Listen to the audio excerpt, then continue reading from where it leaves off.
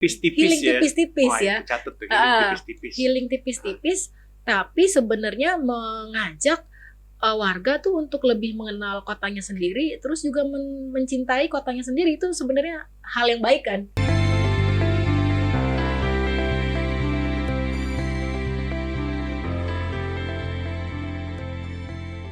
Halo para sahabat semua, ketemu dengan saya Fernanda Mason. Kita di acara World Life Talk by Payung.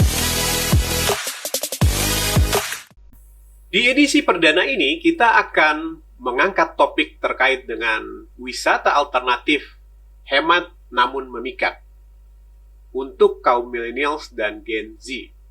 Dan di studio kita sudah kedatangan seorang tamu istimewa, yaitu Mbak Ira Yuniarti Khairiah dari Wisata Kreatif Jakarta.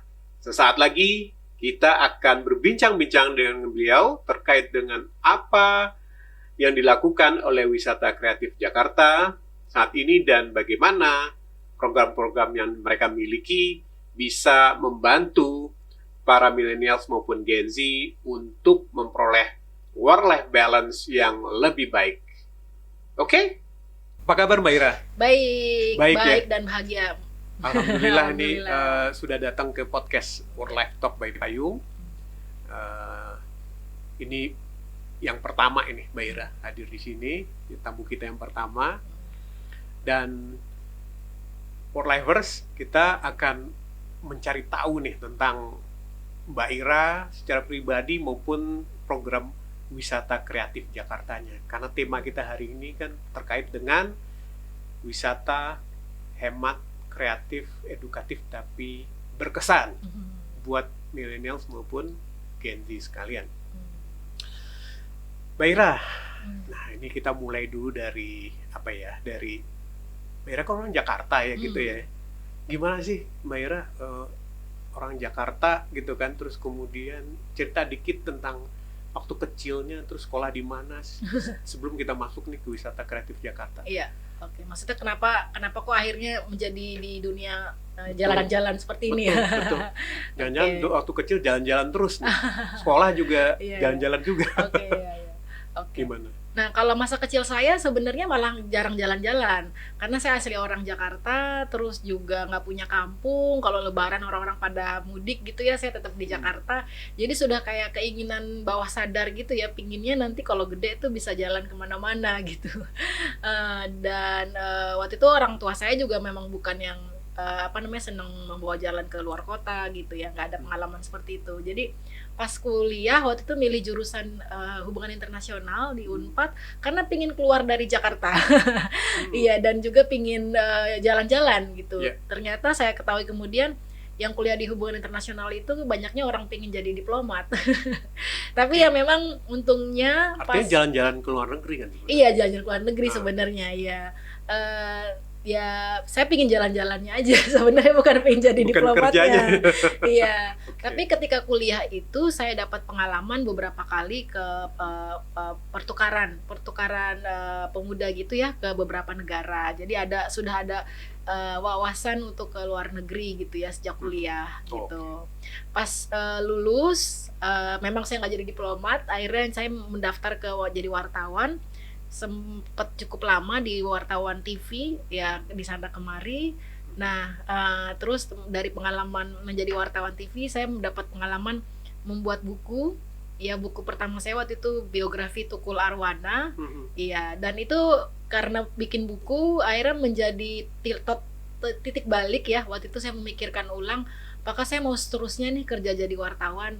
Kerja jadi wartawannya enak memang, banyak jalan-jalan ya. Banyak jalan-jalan keluar kota. Waktu itu belum sampai luar negeri sih. Tapi walaupun waktu itu bukan wartawan istilahnya tentang saya di bukan, saya bukan wartawan traveling. Memang keinginannya pengen jadi wartawan traveling. Tapi waktu itu saya banyaknya wartawan hiburan, wartawan entertainment gitu ya. Budaya juga ya, sempat di budaya juga jadi ya. Tapi banyak dapat kesempatan jalan-jalan. Gitu. Nah, dari situ ketika saya bikin buku, saya berpikir ulang kalau kerja jadi di media gitu, apalagi di TV, load kerjanya luar biasa memang. gitu ya. Kebebasannya terbatas gitu. Walaupun saya senang jalan-jalannya, tapi waktu itu saya berpikir ulang, kayaknya saya nggak mau sampai seumur hidup melakukan terikat dalam satu perusahaan media gitu.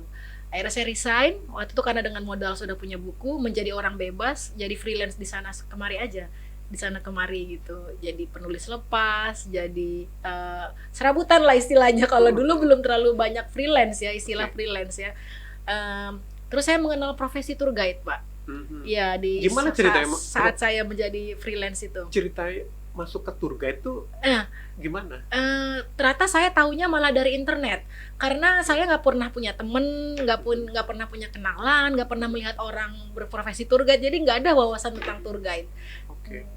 Background saya pun bukan orang pariwisata kan, gitu. Jadi waktu itu ada platform di internet yang waktu itu mengajak, sebenarnya dia platform dari Kanada ya, waktu itu namanya toursbylocals.com, yang mengajak siapapun itu bisa menjadi guide, tour guide lokal. Terus saya pelajari, oh ini mah sebenarnya nganterin orang-orang asing jalan-jalan ya, turis-turis asing. Saya juga bisa nih belajar kayak gini gitu ya. Kan saya bisa bahasa Inggris kan. Gitu. Jadi saya mulai saya tekuni, ternyata kalau menjadi tour guide yang bener tuh memang ada kayak pendidikannya gitu. Jadi saya ambil pendidikannya segala macam. Sampai sekarang sudah 15 tahun menjadi tour guide. Iya, 15 tahun. Enggak di yang Kanada itu lagi. Oh bukan, jadi memang waktu itu kan memang sebagai titik awalnya aja. Tapi dari situ kan saya ngambil pendidikan tour guide secara resmi. Ya saya banyak kerjasama dengan travel agent. Jadi saya sebagai freelance juga tetap. Jadi bukan bekerja di satu perusahaan. Memang rata-rata kalau teman-teman tour guide itu semuanya freelance. Dan ini ada pekerjaan saya sebagai tour guide itu memang awal-awalnya kebanyakan turis asing. Jadi selama dalam 10 tahun jangka saya bekerja tuh kebanyakan turis-turis yang saya tangani memang turis asing. Nah dari situ saya banyak mendapati kesan orang-orang asing itu yang datang ke Jakarta, mereka takjub, mereka senang, mereka punya pengalaman berkesan. Ya tentu saja faktor tour guide-nya juga ada pengaruh besar ya. Gitu ya. Karena kan ditemani sama tour guide yang mungkin mumpuni ya. Betul, gitu. Nah, dari situ saya juga di sisi lain mendapati kalau ternyata orang-orang Jakarta sendiri di tempat saya tinggal, mereka tuh nggak tahu kalau misalnya bawa orang-orang asing jalan-jalan ke Jakarta tuh kemana gitu. Ada yang suka tanya ke saya, lu bawa tamu-tamu orang asing tuh kemana ya? Emangnya Jakarta menarik? Emangnya bukannya orang-orang kalau ke sini? Berarti waktu itu tour guide-nya masih wilayah Jakarta aja ya? Iya, saya memang fokusnya di Jakarta. Fokus di Jakarta aja? Fokusnya di Jakarta. Dari sejak yang pertama itu yang pertama, fokus di Jakarta. Tapi saya tidak menutup kemungkinan kalau misalnya ada request saya keluar kota juga gitu. Saya juga bawa ke luar negeri. Kalau keluar negeri namanya tour leader ya. Cuma fokus saya memang spesialisasi saya di Jakarta memang gitu. Nah terus setelah saya mendapati ternyata banyak orang-orang Jakarta sendiri nggak tahu tentang kotanya gitu. Bahkan banyak yang mendiskreditkan juga, banyak yang berpikir seperti ngapain sih bawa turis asing di Jakarta, bukannya di Jakarta cuma mall doang gitu. Sedikit saya potong Mbak. Tadi kan awalnya pengen jalan-jalan ya. Tapi kalau tour guide itu kan kerjaan nganterin orang ya. Iya, benar. Maksudnya itu nyambung gak sih? Ya, maksudnya iya. bisa menikmati gak sih? Oh gitu. Ya. Memang titik awalnya kan memang jalan-jalan ya. Betul. Gitu. Ternyata saya juga mendapati sebenarnya passion saya itu juga bukan sekedar jalan-jalannya itu, tapi bertemu orang baru gitu ya. Makanya saya menikmati pekerjaan sebagai wartawan pun gitu, karena selalu bertemu orang baru ya. Begitupun ketika saya bekerja menjadi tour guide, saya ketemu orang asing gitu ya, orang-orang baru, saya belajar dari mereka juga setiap saat saya dapat pekerjaan tour kan. Itu suatu hal yang enriching buat saya, memperkaya hidup saya. Jadi walaupun lingkup kerja saya cuma di Jabodetabek seringnya gitu ya, tapi saya merasa saya having fun gitu. Saya merasa senang, enjoy dengan pekerjaan saya. Makanya ketika akhirnya saya mulai mengamati, ternyata orang Jakarta sendiri banyak nggak tahu tentang kotanya loh gitu. Bahkan mereka juga mikirnya kalau orang asing tuh pasti tertariknya cuma ke Jogja atau Bali lah ya, yang turis destinasi nomor 1 kan. Ke Jakarta apa bagusnya gitu. Sementara kalau saya mendapati pengalaman saya sendiri, orang asing itu ketika datang di Jakarta dan mereka ikut tur saya, mereka punya kesan yang positif tentang Jakarta. Jadi ya karena saya orang Jakarta sebenarnya, makanya balik lagi saya asli orang Jakarta. Saya kayak punya idealisme gitu loh. Saya pengen bikin sesuatu yang pengen mengenalkan Jakarta ke warganya sendiri.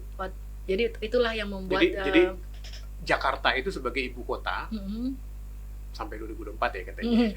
Tahun depan per Januari udah enggak lagi kan? Per Januari udah enggak ya? Iya. Mungkin jadi kota bisnis. Kota bisnis tetap ya. Oke, sebenarnya punya objek wisata yang bisa dijual ke mancanegara ya. Banyak banget. Tapi bahkan kita yang warga Jakarta sendiri nggak ngelihat itu ya. Iya.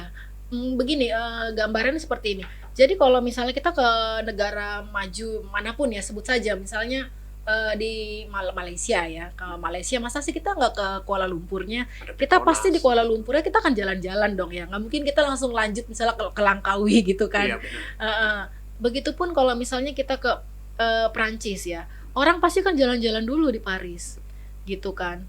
Begitupun misalnya ke UK kan, masa ya dia mau skip London kan. Iya, gitu. Nah itu yang saya pikir, Jakarta itu sebagai kota metropolitan dan juga ibu kota ya harus punya daya tarik wisata yang juga nggak kalah besar ya mungkin dibanding Bali ya. Mungkin kita bukan seperti Bali karakternya kan. Kalau Bali kan ada alam budaya gitu. Kita punya daya kreativitas yang tinggi di Jakarta gitu. Banyak sih yang bisa. Tapi Mbak misalnya kan kayak Paris punya Eiffel Tower gitu kan. Kuala Lumpur landmarknya Petronas Tower gitu kan ya. Kalau Jakarta ya Monas. Monas ya. Banyak sebenarnya, ada Monas, Taman Mini. Ya, Taman Mini tuh bisa dibilang adalah ini loh, theme park seperti Disneyland ya. Theme park yang luar biasa menakjubkan loh. Jadi kan Taman Mini tuh dibangun tahun 74 ya. Pada saat itu Taman Mini adalah theme park terbesar di Asia Tenggara loh. Kita harus bangga dengan itu gitu. Bahkan sampai sekarang pun kalau saya bawa tamu asing ke Taman Mini ya mereka selalu terkesan karena mereka dalam satu tempat aja mereka bisa mengetahui Jakarta, mengetahui Indonesia in one place gitu. Gitu. Jadi kalau sekarang sih banyak banget ya. Sekarang ada ikon-ikon baru kan, seperti bukan ikon baru sih. Memang yang lagi naik daun sekarang tuh kayak kawasan Pantai Indah Kapuk. Ya Pik 2 gitu kan. Kota Tua. Ya kalau Kota Tua juga memang sudah cukup lama juga menjadi ikon wisata kan. Kota Tua, Glodok, sekarang juga di Jakarta juga banyak kampung-kampung wisata gitu. Jadi Jakarta mungkin kita nggak mengira kalau di Jakarta ada desa wisata, padahal kita punya 5 desa wisata di Jakarta. Ya termasuk Glodok tuh desa wisata. Terus kampung Betawi di situ Babakan. Termasuk di Jakarta pun ada kampung Portugis. Iya itu dekat rumah saya dan saya sering mengadakan tur kuliner dan budaya di sana. Iya benar, Kampung Tugu. Itu dekat rumah saya. Tugu tuh dari kata Portugis. Oke, saya pikir Tugu Monumen. Betul ya, Portugis. ya. Iya, benar. Oke. Gitu. Jadi Mbak Ira, nah sekarang kita istilahnya Mbak Ira jadi tour guide gitu kan. Tour guide, pemandu wisata. Gimana ceritanya kemudian bisa jadi entrepreneur di bidang wisata, sehingga akhirnya membangun wisata kreatif Jakarta. Oh iya, oke. Sebenarnya kalau jiwa entrepreneur saya sih mungkin sudah jauh dipupuk sebelum saya bikin wisata kreatif Jakarta ini kan. Dengan saya mungkin berani untuk resign dari pekerjaan terus menjadi freelance itu mungkin sudah ini kali ya, sudah butuh keberanian entrepreneur sendiri gitu ya. Saya juga pernah bikin usaha kecil-kecilan waktu itu sampingan ya, usaha kuliner gitu kan.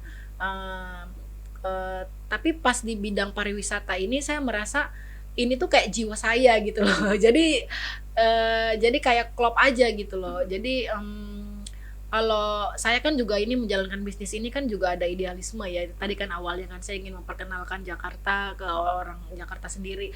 Gimana biar orang Jakarta sendiri tuh sadar di sekeliling kita tuh ada banyak intan berlian loh. Kadang-kadang kita apapun yang kadang-kadang tuh kita suka take it for granted ya. Kadang anggap sepele hal-hal yang ada di sekitar kita. Itu umum sih. Karena kalau misalnya Bapak jalan ke Kuala Lumpur, tanya orang-orang yang tinggal di Kuala Lumpur pun mungkin mereka belum tentu juga explore kotanya sendiri. Rumput tetangga lebih jauh. Iya, rumput tetangga lebih jauh, benar-benar. Tapi saya dari titik balik itu ya, saya pingin gimana caranya kita orang Jakarta pun sendiri pun mereka bisa menjadi bisa menjadi orang yang bisa mempromosikan kotanya sendiri juga gitu. Jadi yang tadinya mungkin orang mikir kalau misal Jakarta tuh cuma mall, cuma macet. Enggak, ternyata kalau kita mau lebih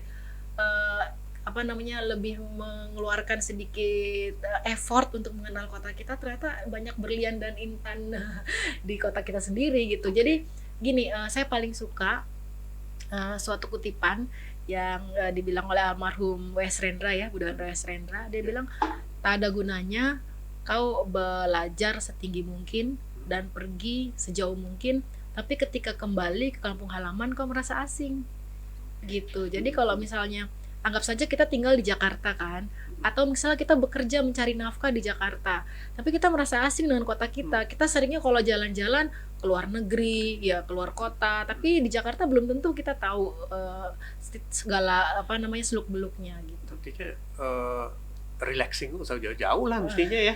Benar.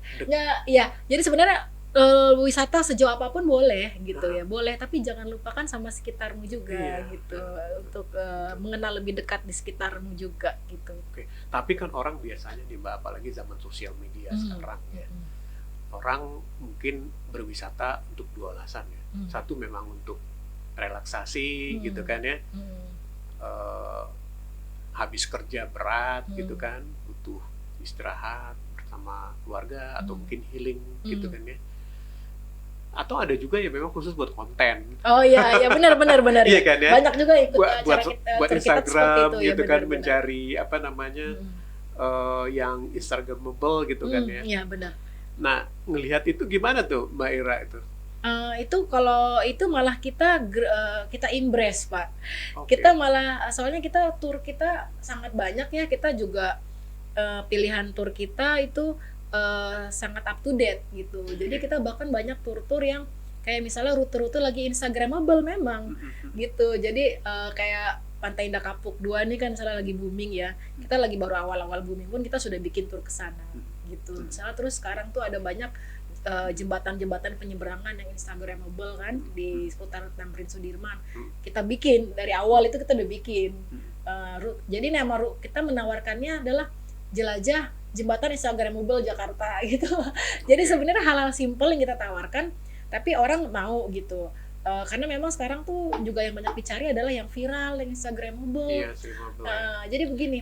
Tapi entar dulu Mbak, wisata kreatif Jakarta itu sendiri kapan sih didirikan?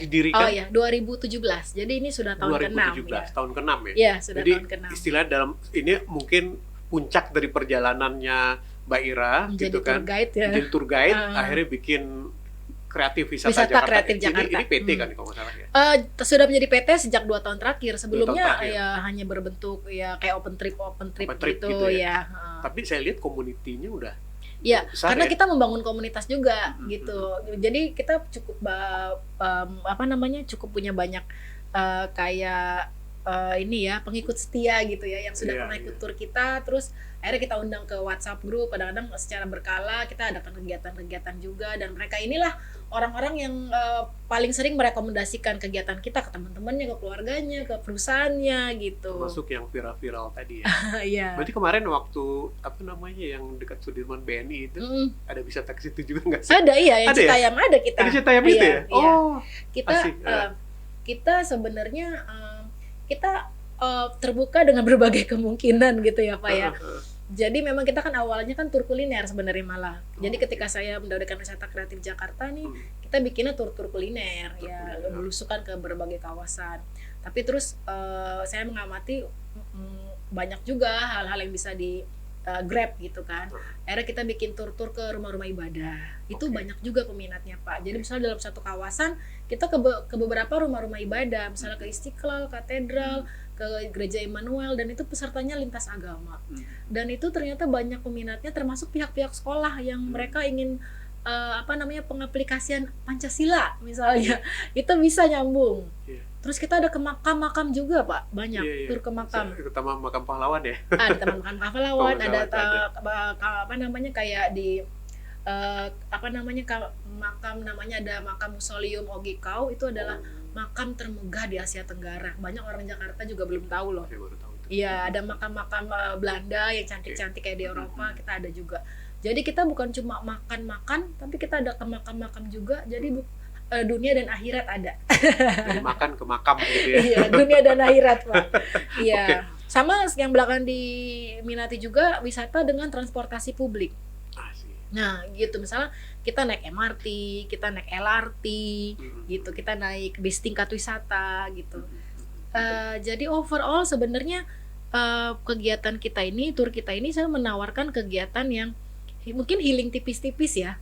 Healing tipis-tipis ya. Catat tuh, healing tipis-tipis. Healing tipis-tipis, tapi sebenarnya mengajak warga tuh untuk lebih mengenal kotanya sendiri, terus juga mencintai kotanya sendiri. Itu sebenarnya hal yang baik kan, gitu. Mereka sebenarnya bisa kan pergi sendiri kan. Ya, itu bedanya apa? Bedanya apa? Kalau dia pergi sendiri juga bisa sebenarnya. Iya, ya bisa, kan, tapi itu yang membedakan kalau ikut tur kita. Karena kan kalau di tur kita kan dipandu sama tour guide profesional yang akan menceritakan setiap tempat-tempat yang dikunjungi. Juga kan bertemu dengan teman-teman baru. Iya, ada teman baru ya. Teman-teman baru, terus udah gitu juga biasanya kita dalam satu paket trip itu kan kita ada makan-makan bareng gitu. Jadi biasanya dari makan bareng itu kan dari satu table kita menjadi lebih dekat gitu ya. Jadi pengalamannya bisa whole gitu, komplit gitu. Cocok banget ya sebenarnya buat anak-anak muda sekarang ya. Iya kan, istilahnya tuh yang mungkin Senin sampai Jumat gitu kan ya, pusing dengan segala macam assignment dari atasan gitu kan. Iya kan? Terus teman-temannya juga mungkin terbatas gitu kan ya. Kalau ngomong tuh ngomong kerjaan terus gitu kan ya. Ngomong yang lain. Nah, ini healing Sabtu Minggu healingnya sama kita ya, sama komunitas wisata kreatif Jakarta. Wisata kreatif Jakarta. Gitu. Jadi kata kreatifnya itu alasan dipilih karena memang itu tadi ya, nyari tempat-tempat yang istilahnya tuh angle-nya itu macam-macam. Ya, macam-macam lah ya. Benar-benar kreatifnya ya. Tapi kita nggak cuma di Jakarta sebenarnya, Pak, kita di Jabodetabek juga ya. Fokus kita sih memang Jabodetabek. Belum lama kita juga bikin kayak ke Bekasi, cuma kita tawarkannya kita jualnya dengan namanya ke Planet Bekasi. Planet Bekasi ya. Iya. Kan selama ini kan Bekasi suka dibikin bulian kan, Planet Bekasi. Ya udah kita sekalian aja bikin paket tur ke Planet Bekasi. Nanti kita ke sana naik roket ke sana. Dan itu cukup banyak peminatnya. Gitu. Tapi kita memang kita spesialisasinya di Jabodetabek. Cuma kadang-kadang pun kita berwisata sampai cukup jauh juga, tapi biasanya yang tematiknya kita lebih ke budaya ya. Misalnya ke Baduy, kita cukup sering bikin ke Baduy. Dan juga Kampung Naga ya. Seperti Bapak dan keluarga kan ikut yang ke Kampung Baduy. Bagaimana kesannya, Pak? Luar biasa. Mungkin saya bisa bukan ngendorse, tapi memang kenyataan sih. Ya kan, istilahnya maksudnya healing tipis-tipis juga tadi sebetulnya gitu kan. Terus tapi karena saya bawa anak gitu kan ya, anak saya tuh bisa banyak dapat. Dia kan anak Jakarta ya, iya kan. Kehidupannya dari tembok ke tembok gitu kan ya.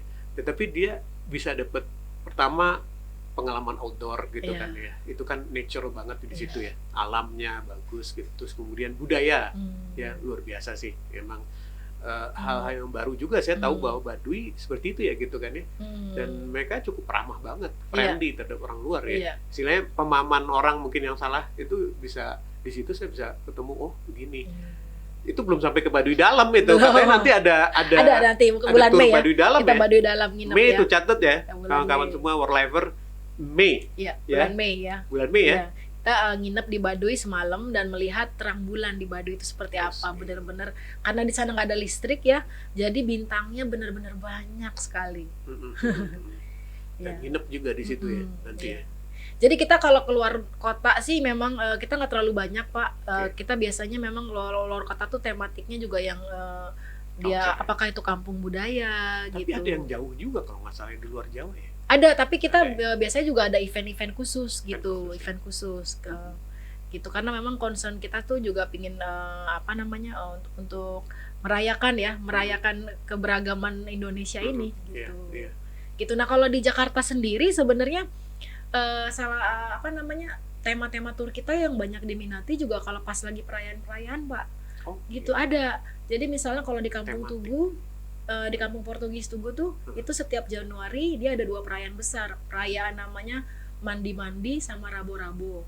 Nah kalau Rabo-Rabo nih dia perayaan tanggal 1 Januari menyambut tahun baru dengan keroncongan keliling kampung. Gitu. Nah, mandi-mandi satu minggu sesudahnya itu mereka dengan pesta bedak saling mencoreng-coreng muka, gitu. Wajah. Jadi seru banget. Kayak di Bali itu, Mbak. Di Bali ada juga ya? Tadi kok nggak salah ya. Oh, itu namanya omet-ometan, itu beda lagi. Beda lagi. Saya baru dari Bali soalnya omet-ometan. minggu lalu. Iya, benar. Iya. Nah, itu setiap kali kita bikin tur kampung tubuh pas lagi ada perayaan itu juga selalu banyak peminatnya. Terus biasanya kalau misalnya kayak kemarin itu kan kita baru Imlek ya, atau ada Cap Gomeh gitu kan. Yeah. Kalau kita bikin tur kampung pecinan pas lagi momentumnya, eventnya pas lagi ada perayaan Cap Gomeh, itu banyak sekali yang ikut. Kita bikin tur kampung pecinan tuh ada yang di Jakarta ada, di Bogor ada, di Tangerang ada, gitu. Jadi yang pingin didapat orang juga ikut tur kita karena mereka senang lihat ikut perayaan itu ya, daripada pergi sendiri kan ya, mainnya kan bareng-bareng kan, ditemenin dan dia koordinir kayak gitu. Kadang kalau nggak ada ajakan itu males sih. Apalagi sekarang kan istilahnya kaum rebahan. Kaum rebahan ya. Di rumah aja nonton video gitu ya. Iya. Orang kemana-mana gitu kita nonton aja. Tapi tetap aja beda antara traveling lihat di video dengan lakuin sendiri, Mbak ya.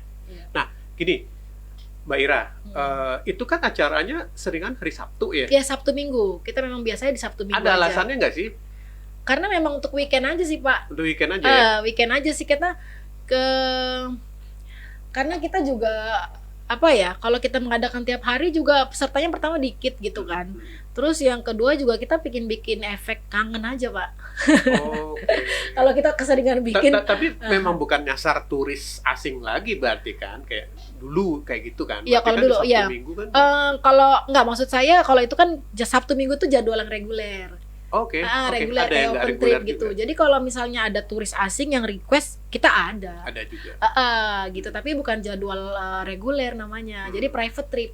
Jadi kalau untuk private trip atau mungkin di sini ada kawan-kawan gitu mau mengadakan private trip sendiri sama teman-temannya, sama keluarganya, sama perusahaannya, hari biasa juga kita boleh ya. Kita juga kan belakangan juga banyak sekali request dari perusahaan-perusahaan yang bikin di hari biasa itu karena untuk mengadakan kegiatan outing buat karyawannya, outing dan juga bonding ya buat karyawannya. Tapi itu Jakarta juga? Banyak di Jakarta sih. Iya, banyak di Jakarta. Hemat meriah itu. Iya, murah meriah mungkin. Tapi kan yang penting outputnya dapat ya. Biasanya kan outputnya perusahaan kan pengen jadi bonding kan sama karyawan gitu kan. Terus yang penting karyawannya happy gitu. Biasanya juga kalau perusahaan itu kan nanti termasuk habis itu ada amazing rest-nya gitu. Kita bisa bikin seperti itu. Iya. Woi, Mbak Ira ini juga tour guide yang udah punya sertifikasi ya? Iya. Ya, Mbak ya. Karena saya memang tour guide legal ya istilahnya ya. Tour guide legal ya. Artinya memang knowledge-nya itu kompetensinya udah ada di situ ya. Jadi hati-hati juga milih tour guide. Ntar kemana perginya ya? Iya, banyak memang di luar sana memang banyak. Siapapun bisa menjadi tour guide gitu. Karena ini profesi yang bisa dipelajari, tapi sama dengan berbagai profesi profesi yang mungkin terpandang lainnya lah ya, kita perlu kompetensi. Saya lihat udah jadi nggak hanya tour guide sih, organizer gitu kan gitu ya. Yang wisata kreatif. Iya, karena kan saya perusahaan ya. Jadi nah, ada pertanyaan nih, Mbak. Biasanya kan orang kalau bicara wisata gitu kan, itu harus ngalokasiin anggaran. Ya kan ya. Sehingga ujung-ujungnya ya udahlah mungkin sekali 3 bulan gitu, atau mungkin sekali setahun aja lah gitu kan ya, habis mahal gitu kan ya kan. Padahal yang namanya keseimbangan hidup, work life balance itu nggak bisa nunggu 6 bulan atau setahun gitu kan ya. Kita lagi mumet misalnya, masa kita nggak butuh istilahnya penyeimbangan hidup gitu kan ya. Nah, itu gimana, Mbak, kalau misalkan ikut program wisata ke Jakarta tuh mahal nggak sih gitu? Nah ya, ini menarik, Pak. Terutama buat Gen Z sama millennials nih. Iya. Kalau tur kita itu sudah dipatok ya harganya. Kalau untuk jadwal reguler itu harganya hanya 100.000 saja. Tapi itu hanya untuk bayar tour guide-nya ya. Hanya baik tour guide. Jadi kalau dia mau makan sendiri gitu ya. Terus nanti misalnya kalau ada tambahan, misalnya harus berpindah lewat naik MRT gitu ya, bayar masing-masing. Gitu 100.000. Ya itu cukup terjangkau lah ya. Jadi kalau misalnya cari kegiatan atau buat acara refreshing gitu di weekend, ya ini ini bisa banget gitu. Bahkan banyak yang ikut tour kita tuh bisa setiap weekend gitu, karena setiap weekend dia ikut. Iya gitu kan, karena ya gampang kan gitu kan, iya. Murah juga gitu. Saya lihat juga baru, waktu saya ikut itu ada orang asing juga. Oh iya, iya biasanya ekspat ya, ekspat ekspat gitu. Kalau yang ikut di jadwal reguler kita, dia bisa bahasa Indonesia biasanya, kayak gitu. Karena kan kita kan kalau untuk yang jadwal umum itu memang bahasa Indonesia, gitu. Kecuali kalau nanti ada yang request pakai bahasa Inggris, baru kita pakai bahasa Inggris. Iya, bahasa Inggris. Jadi gitu, artinya Pak, sebenarnya ya kalau misalkan 100.000 atau mungkin paling mahal berapa sih, Pak? Kita ada yang paling, kita juga ada kayak ke Baduy itu berapa? Oh, ke Baduy yang Bapak itu kemarin kan 300 kan? 300 per orang ya? 300 sudah semuanya kan? Udah makan tuh, dari pagi sampai malam baru nyampe Jakarta lagi tuh. Iya, ada makannya kan sudah, tapi ketemunya langsung di Stasiun Rangkas ya. Stasiun Rangkas ya. Iya. Tapi sekarang cukup terjangkau lah. Oke banget di Jakarta. Nah, terus kan juga gini Pak, kalau di tur kita itu dia kan juga ada kegiatan, maksudnya kita tuh kan jalan kaki banyaknya ya. Ada juga mungkin yang nyambung sama transportasi publik ya. Jadi tuh kita juga kan kayak sporty ya, maksudnya kegiatan yang membuat orang tuh untuk bergerak gitu kan, jalan kaki. Terus juga kalau misalnya menggunakan transportasi publik ya biar kita juga mengenal transportasi publik. Mungkin di Jakarta tuh banyak orang-orang kelas menengah ke atas yang dari lahir udah terbiasa menggunakan mobil kemana-mana. Gitu. Ya benar-benar. Saya pengalaman pribadi saya gitu kan ya, waktu yang ke Baduy itu gitu kita naik kereta dulu ya. Naik kereta masih enak kan. Habis itu naik angkot. Naik angkot ya. Anak saya jarang naik angkot. Jadi situ naik angkot nih. Dia ngerasain gimana bapaknya dulu sekolah naik angkot. Anaknya malah nggak pernah ngerasain ya? Nggak pernah ngerasain gitu kan ya. Kalau saya dulu waktu sekolah ya naik angkot terus gitu kan ya. Sekarang ngerasain lagi gitu kan. Jadi seru sih istilahnya. Seru ya? Ya istilahnya terkadang gitu kan ya. Justru hal yang kayak gitu tuh bisa jadi apa ya?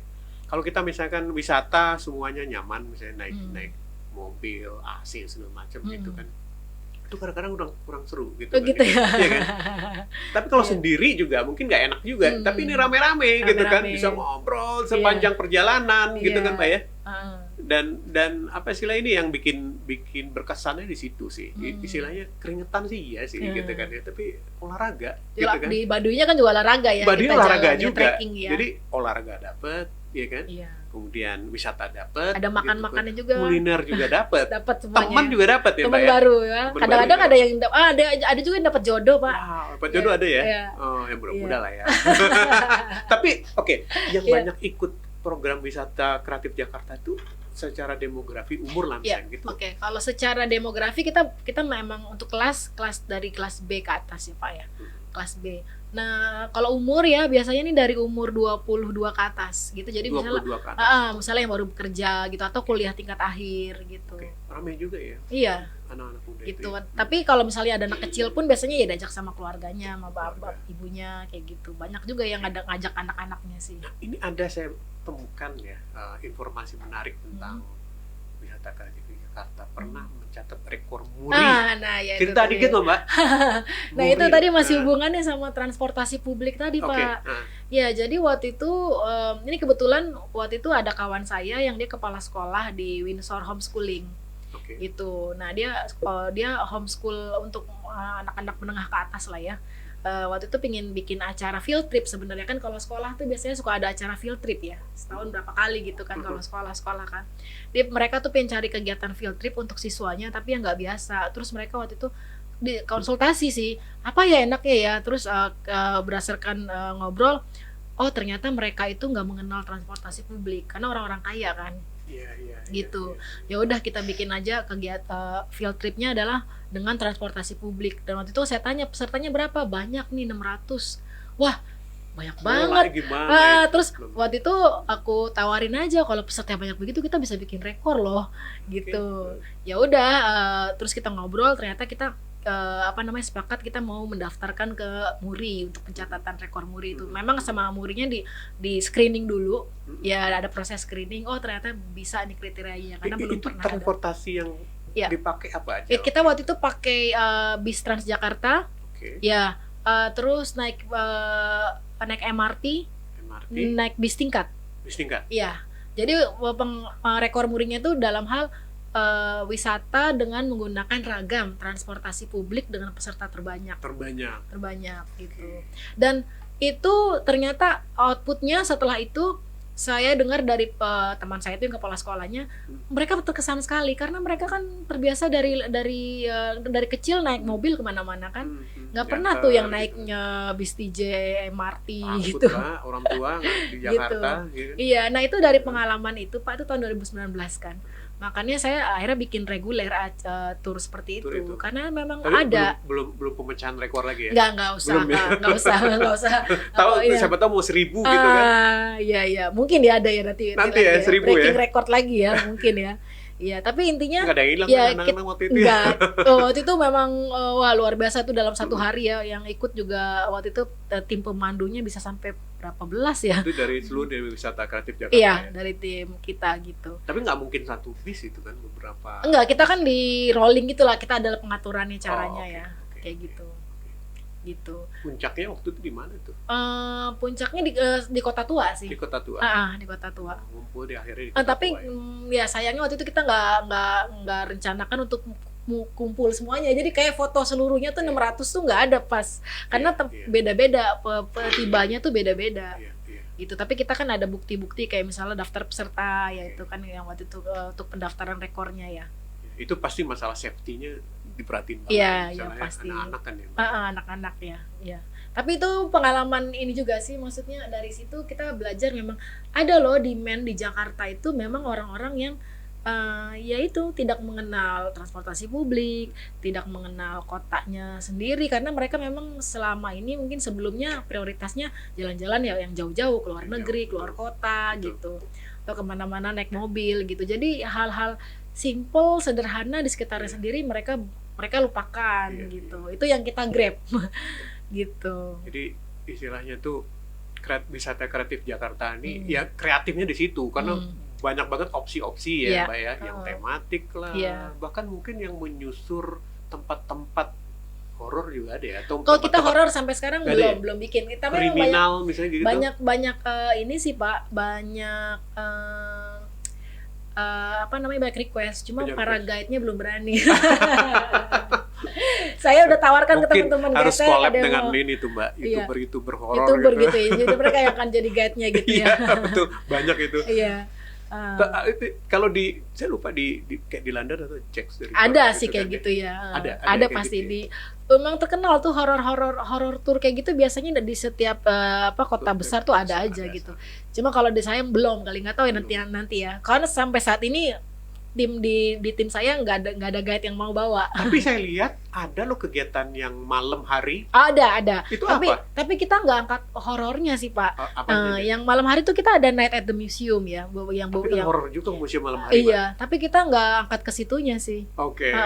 Gitu. Tapi kenapa malam gitu? Kenapa nggak siang? Kita pengen memberikan pengalaman baru karena kan kalau misalnya apa ya ke museum siang-siang mereka bisa sendiri. Tapi kan kalau ke museum pas malam itu kan kita harus ada perizinan dan segala macem, itu kan memang harus acara khusus ya. Jadi makanya mereka banyak yang ikut. Nah itu tuh. Jadi ada wisata-wisata alternatif yang kalau kita sendiri itu nggak bisa dapat gitu loh. Iya, benar. Ya Mbak Ira ya. Ya, contoh museum malam-malam. Nggak bisa kita sendiri malam-malam. Atau mungkin ada lagi nggak Mbak wisata alternatif? Kita ada kulineran malam juga Pak. Gitu. Kita di Jakarta itu cukup banyak ya pusat-pusat kuliner yang beroperasinya malam hari ya. Misalnya di pasar kue subuh di Senen kan, ya itu malam hari. Terus kayak pasar pusat lesehan yang di Melawai itu kan juga malam hari kan. Terus kayak misalnya pasar ikan ya. Iya, pasar ikan Muara Baru tuh ya kan dia malam hari. Kalau kita ada tur yang malam ya. Tur malam itu yang untuk kulineran dari jam 7 baru selesai sudah mau ganti hari. 4 jam. Gitu Enggak, 4 jam biasanya kita kalau tur kita ya gitu. Okay. Nah, nanti lagi nih kan ini mau lebaran nih. Kita selama libur lebaran seminggu penuh kita akan bikin tur tiap hari. Ya, setiap hari. Ada pagi, ada sore, ada malam. Setelah Lebaran nanti ini? Iya, Lebaran hari pertama kita pun udah ada. Sudah ada? Iya, itu tiap hari ada ya, itu untuk memberikan alternatif kegiatan buat orang-orang di Jakarta yang nggak mudik kayak saya. Asik, Gitu kan, saya nggak mudik ya. Ada berapa event tuh Mbak habis Lebaran itu nanti? Berarti kalau itu kan ada 8 hari ya, 8 kali 3 aja tuh. 8 kali 3, setiap hari kan ada 3, jadi 24 tur. tur. Iya, nanti bisa dilihat aja gimana tuh informasi di lengkapnya? Wisata Kreatif Jakarta. Ada agenda lengkapnya nanti. Jakarta. Ya, di Instagram. Ya, di Instagram. Iya. Di situ juga ada informasi yang lebih jelas tentang 24 event tuh nanti ya. Iya, jadi kita selain menggrab orang-orang Jakarta yang nggak mudik, nah ternyata saya juga mendapati ya setelah saya riset ya, di masa libur Lebaran itu ternyata banyak juga orang dari luar kota yang datang ke Jakarta untuk liburan. Gitu. Jadi kalau kita orang Jakarta banyak yang mudik keluar, ternyata banyak juga orang daerah pilih liburannya pas di Jakarta. Gitu. Pas lagi libur Lebaran. Jadi ya nanti bisalah ikutan acara kita yang mungkin kalau sebagai alternatif pilihan ya. Ya itu jangan diabaikan. Jangan ditunggu, nanti cek ya para sahabat Worlifer semua gitu kan. Dan mungkin ada informasi tambahan ya bahwa payung.com sebagai platform employee benefit dan work life balance ya buat terutama buat kaum muda gitu. Itu nanti kita juga ada kerjasama dengan Wisata Kreatif Jakarta. Jadi produk-produk traveling yang hemat kreatif yang tadi yang udah kita berkesan gitu kan, itu ada di situ juga ya. Kalian nanti bisa cek ya di aplikasi Payung Pribadi, bakal ada di situ. Sebentar lagi, ditunggu ya. Oke, Mbak Ira, mungkin kita udah sampai hampir ke penghujung ya. Sedikit nih Mbak Ira. Bagaimanapun ketika kita bicara wisata itu kan sebenarnya bidang yang juga atau sektor lah gitu kan yang juga didorong gitu kan oleh pemerintah karena dianggap sebagai salah satu penghasil devisa buat negara atau paling tidak ya suatu potensi yang kita miliki gitu kan ya. Gimana Mbak dukungan atau menurut Mbak Ira ya pemerintah sekarang, dukungan dari pemerintah terhadap program-program yang ya seperti Wisata Kreatif yang kita lakukan? Sebenarnya kan kalau kita kan swasta ya, tapi kadang-kadang kita suka dikira sama orang juga ini kita punya pemerintah karena namanya Wisata Kreatif Jakarta dan merah putih. Iya, ya kalau kita jalan gitu kan merah putih kan. Ini pokoknya kita dress code-nya merah atau putih ya gitu kan ya. Ya, sebenarnya kalau dress code itu merah biar gampang diciriin sih Pak. Dan warnanya kinclong ya, kinclong. Iya. Kadang-kadang kita dikira punyanya Pemprov Jakarta gitu. Ya, Kalau untuk secara support, memang kita nggak terlalu bergantung juga sih Pak sama pemerintah ya.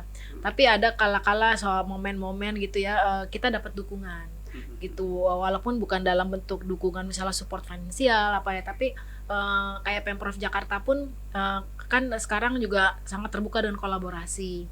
Kayak gitu ya, jadi ya mereka mungkin bisa support juga kegiatan-kegiatan kita di waktu-waktu tertentu ya. Misalnya kayak kita tahun lalu pas menjelang kemerdekaan kita bikin napaktilas kemerdekaan. Napaktilas kemerdekaan tapi di Indonesia? Di Jakarta ya. Jadi kita ke tempat-tempat yang peristiwa-peristiwa menjelang kemerdekaan itu ya. Nah waktu itu kita berkolaborasi dengan Pemprov Jakarta. Berarti di dalam satu hari itu beberapa tempat tuh? Iya, jalan kaki dengan beberapa tempat dalam 4 jam misalnya itu ya. Kayak museum dari perumusan, Museum 45 terus sampai Museum Perumusan Naskah Proklamasi sampai ke tempat dibacakannya proklamasi. Mungkin nanti kita bulan Agustus mau kita adakan lagi itu. Nah, itu Agustus dicatat ya? Iya, Agustus. Itu gitu. Open ya buat semua orang? Iya, open buat semua orang. Waktu itu juga kita dapat support ya, support yang sangat besar dari Pemprov Jakarta waktu itu. Worlifer? Catat ya, gitu. Ini banyak banget istilahnya tuh edukatif dapat gitu kan ya. Berkesan. Iya. Hemat nggak mahal gitu istilahnya. Healing tipis-tipis gitu kan. Ada healing beratnya nggak sih Mbak? Yang healing berat mungkin yang ke Baduy itu bisa dibilang berat ya Pak ya. Karena fisik ya. Kampung Naga ya. Kalau Kampung Naga dari Jakarta kita pulang pergi waktu itu sehari. Perjalanan one way-nya aja kan 5 jam ya. Perginya 10 jam. Apalagi yang nanti tuh yang sampai nginep ya. Itu nginep di rumah warga kita. Di rumah warga ya, dan tanpa listrik ya. Kalau di Baduy dalam kan. Itu yang saya masih belum alami kemarin itu karena siang. Iya. Saya nggak tahu kalau malam itu ya itu kenapa bintangnya bisa kelihatan ya. Iya, karena nggak ada lampu. Kalau kan nggak ada sana. lampu ya, Iya. nggak ada listrik juga kan. Wow, luar biasa. Oke. Iya. Sekarang terakhir mungkin apa yang menjadi istilahnya visi besarnya atau di masa datang ini yang mau dicapai sama wisata kreatif Jakarta, Mbak? Iya, oke. Nah, sebenarnya sih kita ingin menyebarkan semangat kalau kita tuh berwisata bisa di tempat yang di sekitar kita sendiri, gitu ya. Jadi kita ingin menyebarkan semangat kita sebagai warga kota kita, harusnya kita juga benar-benar tahu seluk-beluk kota kita gitu. Kita boleh berwisata kemanapun, tapi jangan lupa juga mengenal seluk-beluknya kota kita. Tapi mimpi besarnya Gitu. apa? Nanti mungkin 3 atau 5 tahun lagi yang mau dicapai. Oh, oke. Pertanyaan menarik ya. Iya. Mimpi besarnya sebenarnya kalau secara perusahaan tentu saja saya saya sih pinginnya wisata kreatif Jakarta menjadi nomor 1 dan terdepan gitulah dalam pilihan orang untuk berwisata di Jakarta. Siapapun itu ya, klien kita, apakah orang Jakarta sendiri atau yang dari daerah. Karena sekarang pun kita sudah banyak juga request dari orang-orang daerah yang mau ke Jakarta gitu. Jadi yang kita menjadi yang terdepan lah dalam pilihan orang untuk berwisata di Tapi Jakarta. bakal Jakarta terus atau Kita spesialisasinya di Jakarta, tapi kita nggak untuk kemungkinan kalau keluar kota juga, kota juga gitu. ya? Tapi sebenarnya kalau misalnya ditanya cita-cita besarnya, sebenarnya kalau saya banyak dapat permintaan juga bikin dong di kota lain gitu. Franchise. Sebenarnya saya sih pingin lebih kayak menyebarkan semangatnya aja gitu. Silakan bikin juga yang orang sana gitu kan. Nggak mungkin juga misalnya saya wisata kreatif Jakarta, saya ternyata bikinnya di kota lain gitu kan. Yang kenapa nggak orang lokal sana yang bikin gitu? Kalau misalnya menggunakan pola yang sekarang dengan pola yang sama, kalau misalnya mau mengadaptasi pun boleh. Gitu. Gitu. Jadi pernah juga waktu itu orang yang biasa sering ikutan tur kita waktu itu bertanya ketika dia berwisata ke kota lain, wisata kreatif Jakarta ada nggak sih di Bali? Wisata kreatif Bali jadi. Iya. Kebetulan kita nggak ada, maksudnya yang dicari apanya nih Mbak? Iya, yang jalan-jalan setiap weekend gitu buat orang-orang lokal, ada nggak ya?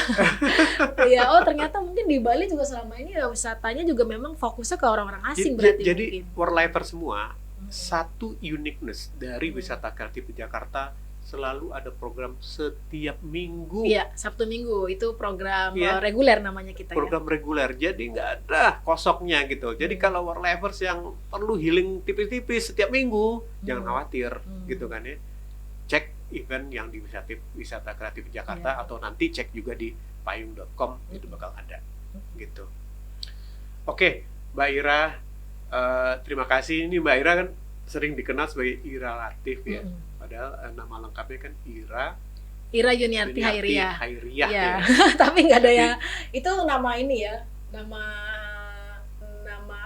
asli, nama KTP. KTP ya. Tapi dikenal Ira Latif ya. Karena Latif nama bapak saya. Oh ya, itu yang saya kenal juga Ira Latif waktu ngeriset. Oh ternyata namanya lebih panjang tadi. Mbak, terima kasih banyak sudah hadir di podcastnya World Life Talk by Payung. Mengundang dari Payung. Iya.